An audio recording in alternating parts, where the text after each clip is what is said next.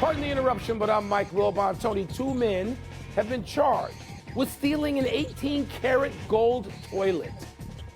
Tony Kornheiser, we're in the clear. Which of your houses did you put it in? Look good in Arizona. It's sunny in Arizona. It would glint off the gold. It would really look good in Arizona. What's really ironic about this houses thing is you got the same number of houses as you. The exact same number. No. The exact. Well, you got that extra. You got the extra apartment in Chicago. You got that. Come on now. Not a house. You got multiple dwellings. Welcome to PTI, boys and girls. In today's episode, Kyler Murray is set to return. The Lakers complain that LeBron isn't getting the calls. And Kendrick Perkins joins us for 5 good minutes. But we begin today with the news that Purdue is one of the Big Ten teams that was in receipt of Michigan's stolen signals last season before their meeting in the Big Ten championship game. Curiously, Purdue coach Ryan Walters has been out there stating that Michigan was breaking the rules by advanced scouting. Dan Wetzel today wrote on Yahoo that what Purdue did and what all the Big Ten teams that shared the decoded Michigan signals did is as bad as what Michigan did. Wilbon, do you think so? Yeah. Yes. The first day this story came out, I said on sitting in this chair, they're all living in glass houses, so why are they throwing stones? This is insane. Coaches routinely pick up the phone in every sport to call their friends to say, hey, what do you think about, these guys? You took it on the chin from them last week, or you beat them pretty good. They call their friends. This is what they do at 2 and 3 o'clock in the morning. Their friends, other players, the reporters, they're on the phone constantly gathering intel about the next opponent. So that's why this whole thing, I realize it's a rule and Michigan's going to probably be held at some point accountable, but it's all fraudulent, Tony. It's all garbage because people do what they do to get an edge to find out what you're going to do. And if anybody denies that or wants to just say Michigan has a monopoly on this, they're liars and frauds. So I think what we have here is we have to get back to square one. Because when you find out that other schools in the same conference did this and Michigan was victimized, that causes you to re-examine what's going on here. Is it ethical to steal signals? Is it ethical to use that information? And then is it ethical to yell at somebody else for doing it when you've done it? No, it's not ethical, but it is part of the fabric of all college sports and pro sports. I don't think what Purdue did is the same or as bad as what Michigan did because Michigan broke the rule. It's a stupid rule. No advanced scouting in person. But it's a rule, and every coach knows it. What Purdue did was violate a moral rule, and that's sort of more in a gray area to me. I'm not going to defend Michigan. I'm not. I don't think Michigan can be defended. But I will say this. If you're worried, and you should be worried about signals being stolen in every sport on every level, change your signals. Assume that they have your signals and change your signals. Why is that so hard? Tony, let me just disagree with you only on one small point. I don't think it's an ethical issue on the part of Purdue. Again, you've known coaches for 50 years. Do you not know the coaches, even those who are dear friends of yours, to pick up the phone, to call the best buddy to find out what to do against State tomorrow night? Yes, but that's not the same as specifically violating the rule by sending people up there to gather information. I agree with that part. I'm just saying I'm not going to come down. It's about the same. It amounts to the same. Let me just say this. I think the sanctimony of Purdue here is a little much. Yeah. It's a little much. Yeah, it is. Right? Sanctimony of all of them is too much. Glass houses, boys. Glass houses. Let's move to the National Football League, where the Cardinals have finally named Kyler Murray their starting quarterback for Sunday's game against the Falcons.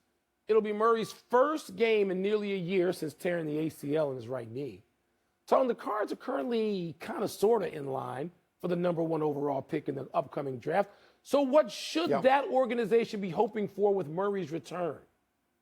Well, I would hope that they'd be hoping that Murray was great and he went out there and won all the games. Mike, he was the overall number 1 pick in the draft by Arizona a few years back, and they're paying him $230 million. And if they don't want him, if they want to fall to the bottom so they can pick another quarterback, then don't put Kyler Murray out there because he gives them their best chance to win.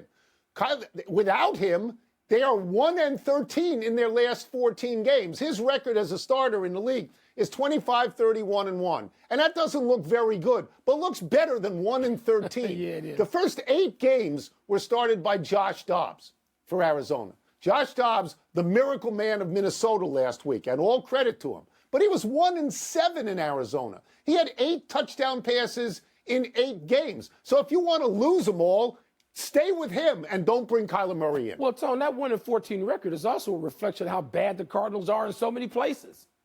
A lot of places. So you hope Kyler Murray comes back and is physically well and gets all the way back to where he was a year and a half, 2 seasons ago, and they actually got off to a great start. Weren't they like 8-0 at one point? And you hope they're that. People said he was the MVP at that point. So and that now you can then fill some of those holes with a high draft pick. They're still going to stink. Kyler Murray's not going to turn them around right now. They're going to stink. And so maybe you can find your way to draft the wide receiver from Ohio State University, the Ohio State, who I hope is still on the board with another team with Chicago roots picks. But the Cardinals, Tony, they're not going to somehow turn their season around because of Kyler Murray. They're going to start worrying, oh, we need to tank. Their team is not so good that he's going to change that fortunes overnight. When you're 1-13 and Kyler Murray's not there, how is it his fault that you're terrible? Yeah. It's not his fault that you're terrible. You're bad overall. We move on. The Los Angeles Lakers have contacted the NBA League office requesting more free throws for LeBron James. They've sent along tape to prove the officials are hosing LeBron. Last year, LeBron averaged 5.9 free throw attempts per game. So far this year, he's averaging 5.7 attempts. This has the Lakers livid. Wilbon, do you think the Lakers have a case? This is garbage. Okay? It's garbage. LeBron James is one of the, at worst, the 5 greatest players of all time. And right now, at 132 years old, he's one of the 6 or 7 best players in the league now. So what are they doing? LeBron James doesn't need somebody with a cup standing on the corner begging for him. This ought to be embarrassing. Here's how you do this. You do it the old-fashioned way. You're on the floor with referees. You're on the floor with them. You talk to them. You work them. You work the referee. LeBron James is as smart and as circumspect and as charming as any damn body who's ever played. So go out there and do your thing with the officials on the floor. You and your coaches and your teammates if you need to. But to beg the league for more free throws should be beneath the Los Angeles Lakers. It's garbage. Yeah. I think LeBron has actually tried to work the referees, and it hasn't worked at this point. Look, Mike, I'm sure that every single game, there are 1 or 2 times when LeBron James goes to the basket and he gets fouled and they don't call it. And I'm sure that's true with 100 other players in the league. The Lakers are now, and let's get the numbers straight, the Lakers are now complaining that LeBron James is getting, after 7 games, is getting 0.2 fewer free throw attempts. Stop it. Not 1, not half. You got to be embarrassed. 0.2, right? And they are complaining about this. I want to check my notes because I wrote things down that I thought were pretty funny. By the way, after 7 games, 0.2 is statistically irrelevant. Many big-time players in the league are down this year so far, this brief season so far. The 4 guys who had the highest amount of free throw attempts last year are down. I'm going to read them here. Giannis is down 2.6, not 0.2. Embiid down 2. Gilgeous-Alexander down 5.7. Doncic down 2.5. And the Lakers are whining about 0.2, which is pathetic. You don't call mommy about 0.2. You begging. Stop it. They ought to be in. You know, I say there's no shame all the time. There's no shame. The Lakers begging for LeBron. LeBron James is one of the best players now. And don't tell me he can't work this out on the court and get in the head of some of the officials. I don't believe that. Have your coach go out there the way Pat Riley and Phil Jackson went out there when Magic Johnson and Michael Jordan didn't get shots? Have your coach Darvin Ham go out there. Let's take a break. Coming up, the Celtics and Sixers play tonight. Which 5-1 team is more improved? We're going to ask Kendrick Perkins. And as Victor Wembanyama takes the court in Madison Square Garden, the world's most famous arena, we'll also ask Perk whether playing there is the religious experience it's built up to be. Begging the league. Begging the league. Really? Pardon the Interruption is presented by Crown Royal.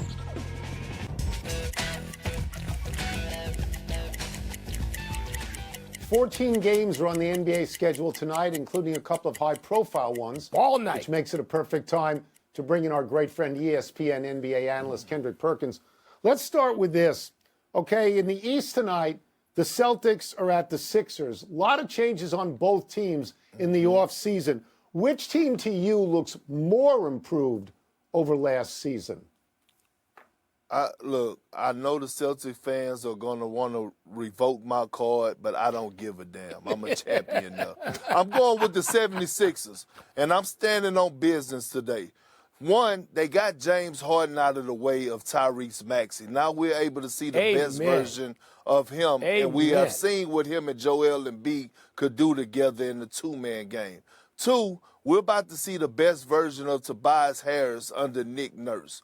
Number three, I love the move that Daryl Morey made for us getting back those pieces like a Nicholas Batum and a Covington. Because if those guys don't work out, guess what? Philly is still eye candy, and you could be patient. And by the trade deadline in February, maybe you could make a move for Pascal Siakam and bring him in. But again, I love the direction that Philly is going, and I believe that they won for us if I had to pick between them and Boston. Glad to hear Perk preaching on Tyrese Maxey. Let's go out west for a second. The Warriors are 5-1 on the road after being dreadful, 11-30 last year. They're in Denver to face the Nuggets tonight. Perk, I think I've heard you say this in recent days. You think it's important for the Western contenders to win in Denver, do you not? I do. I think it's important for the Western contenders to get home court throughout the playoffs. Because if the Denver Nuggets get home court advantage again, they're going back to the NBA Finals. They were 10-1 last season, right? In the postseason, they had the second best home record. And so people thought I was crazy when everybody was criticizing Anthony Davis after game one for his second half performance. And I came out and I said that altitude is a real thing. All Perk, you making excuses. And then all of a sudden, about 2 or 3 games ago, I was watching the Nuggets play, and I heard Michael Porter Jr. say in the interview, we want to get out and run, and we want to use the altitude to our advantage. And I say, well, damn, here we are. Let's go to a place where there's no altitude, the special place in Tony's heart, Madison Square Garden, the world's most famous arena, where Victor Wembanyama makes his debut tonight, and he's talking about how he's heard it's the greatest gym in the world, but he thought it was a little small. Interesting observation. Perk, do you remember your first time walking into the Garden, what you thought of it and what you think of it now? Well, I mean, it's everything you could imagine, right? Walking up that long hill or whatever you want to call it. I didn't take the elevator. People say, Perk, you got to walk up the hill. I walked up the hill, and you look at all the photos and pictures that are on the wall, right? The events that were held there. You see Jay-Z. You see Mike Tyson. You see everything, and then all of a sudden it hit you like, I'm in Madison Square Garden, right? And then all of a sudden the game started, and you see Spike Lee, and you see all the stars sitting courtside. Like, it's just a different vibe. And until Wemby actually get to the actual game, not shoot around, then ask him that post game, and I guarantee you his answer will be different. I will get you out of here on this.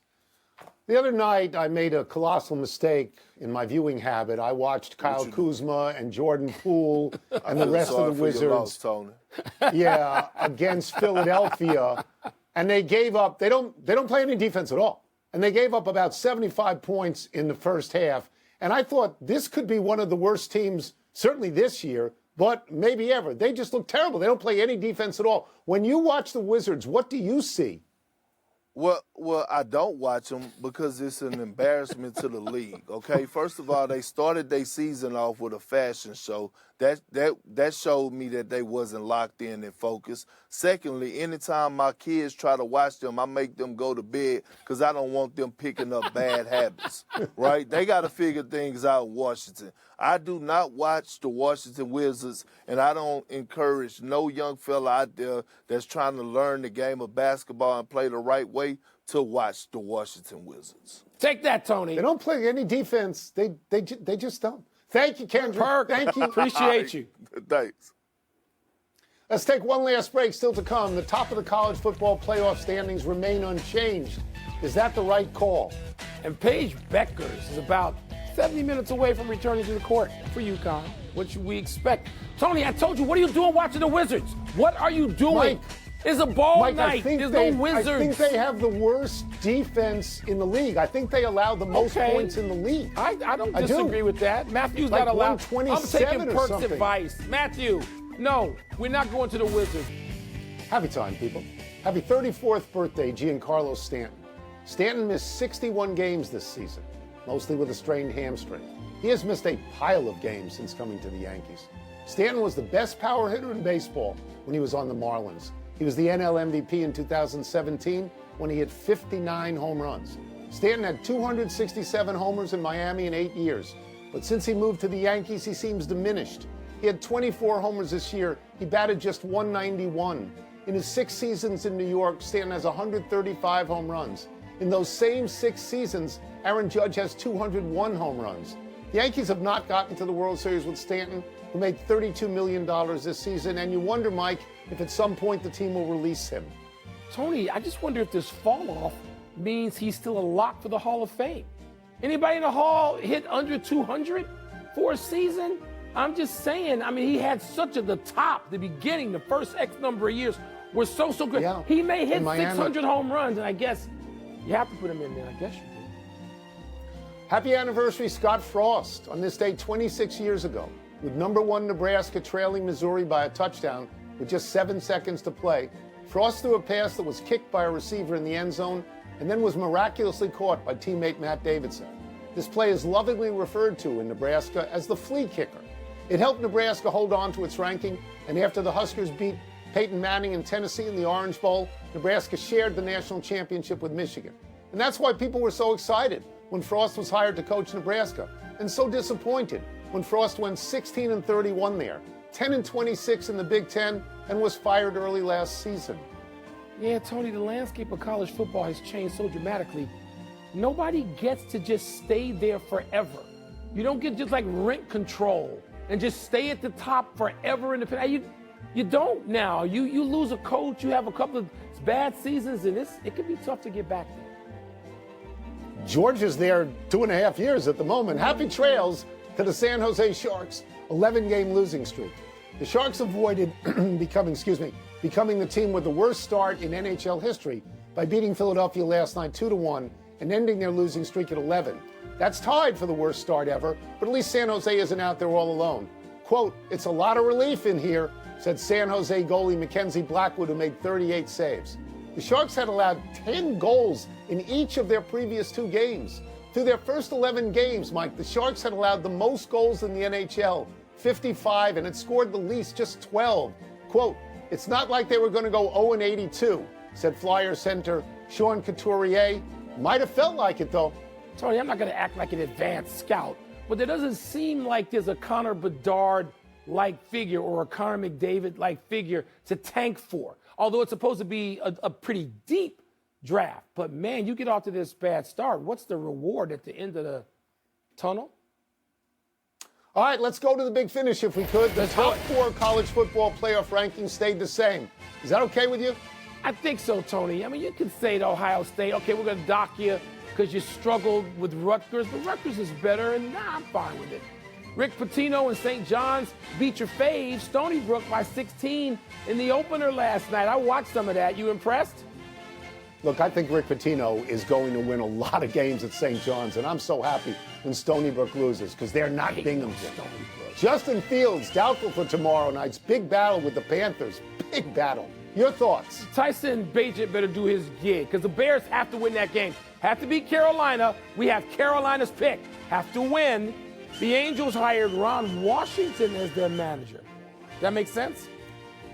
He took Texas to the World Series a couple of times, I believe, and he's 71 years old. Last two World Series winners, Dusty Baker was 73, Bruce Bochy 68. Maybe there's a trend there. Yeah. Last one, Paige Beckers returns tonight as UConn opened its season against Dayton. What do you expect? Gino says that she's a better player now than she was when she was National Player of the Year in pre-injury. I hope that's true. That'd be great to watch. We're out of time. We'll try and do better the next time. Bob Dolan, Hall of Fame. Shout out. Bob Dolan, yes, sir. I'm Mike Wilbon. Same time tomorrow, Knuckleheads. You can get the PTI podcast on the ESPN app or Apple Podcasts. And now, here's SportsCenter. You and Dolan, you haven't invited me out lately. What am I? Mincemeat now? Yeah. Not worthy? Sad for you. I'm playing with him. Of course, the aforementioned Wemby, Luka, and Embiid. For much more on those international guys, here's Mike and Tony with today's bonus topic. All right, Wilbon. Who is the most interesting international NBA player right now? Wembanyama, Embiid, Jokic, Doncic, or Giannis? That actually requires some thought, and I could be swayed. I'm going to say Jokic. He's gotten off to a start which befits his ending, which was a championship. I mean, Jokic is he's just great. And by the way, Embiid's start is great. All right. And he was the MVP and he's coming off this. And they moved James Harden's butt right out the door, which is where he should have gone. And they're great with Maxey right now. So Embiid is not out of my discussion. And also, Tony, there's some other dudes out there. Shai Gilgeous-Alexander, I know he missed a couple games being hurt. He got off to averaging 32 a game in his first couple. Jamal Murray's now hurt, but he's a champion. You got guys like Sabonis, and there's a lot of guys, and I know Wembanyama plays at Madison Square Garden tonight. He's kind of close to appointment viewing for me, close. But I'm going to go with Jokic, because Jokic is the best player in the world, and how can you argue against being that? So the critical word to me is interesting. Right. And the people that they put up there, like Jokic and Embiid and Doncic and Giannis, are they interesting to me? Well, we've seen them. I would say Wembanyama because he's the shiny new toy. We don't know how good he's going to be. He's bigger, taller anyway than everybody else. Right. Is supposedly a revolution. I mean, what I wrote down about this is that the other four are so great, Embiid and Jokic and Doncic and Giannis, but they've lost their mystery to us because they're NBA players for years now. We accept the fact that they are players in the NBA along with LeBron James and other people. Yeah. And so interesting to me, I'm forced to go with Wembanyama because I've never seen anything like this, and I don't know what he's going to be. Yeah, I mean, tonight, playing in Madison Square Garden, his acceptance of it being different and special, I mean, it sets up, and he's got a wonderment about him and an expressiveness about him that makes me more fascinated with him. But you know what? When you watch Jokic play still, Tony, it keeps unraveling. Like there's more stuff. There's more packages under the tree with Jokic. And if he wins again, that's it. By the way, put these people in an all-star game against a U.S. team, and you can see how fascinated we'll be. Stop with that junk where people score 180 points and go like this to the basket. Put a game out there. You're such a marketing Put a game expert. out You're there. so good No, at the marketers marketing. are too They dumb should to listen realize to the you. chance they're missing. We're No, done. it's marketing. So are the marketers. Back to you.